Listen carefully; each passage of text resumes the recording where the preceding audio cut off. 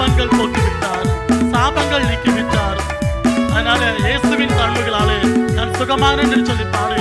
நாமத்தை மயப்படுத்தும் விசுவாசத்தோடு